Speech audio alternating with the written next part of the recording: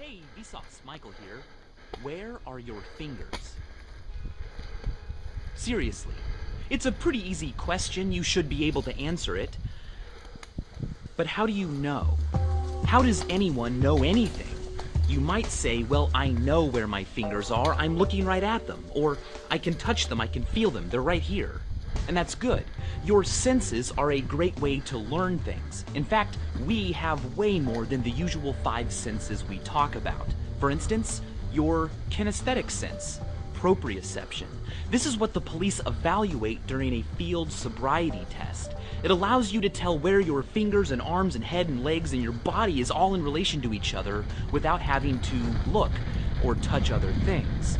We have way more than 5 senses. We have at least twice as many, and then some. But they're not perfect. There are optical illusions, audio illusions, temperature sensation illusions, even tactile illusions. Can you turn your tongue upside down? If so, perfect. Try this.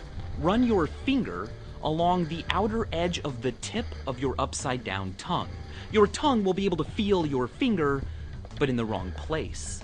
Our brains never needed to develop an understanding of upside down tongue touch.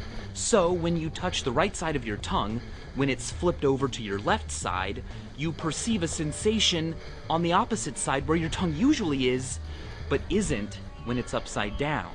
It's pretty freaky and cool, and a little humbling, because it shows the limits of the accuracy of our senses. The only tools we have to get what's out there in here. The philosophy of knowledge, the study of knowing, is called epistemology. Plato famously said that the things we know are things that are true, that we believe, and that we have justification for believing. Those justifications might be irrational, or they might be rational, they might be based on proof.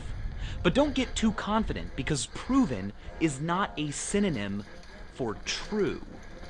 Luckily, there are things that we can know without needing proof, without needing to even leave the house, things that we can know as true by reason alone.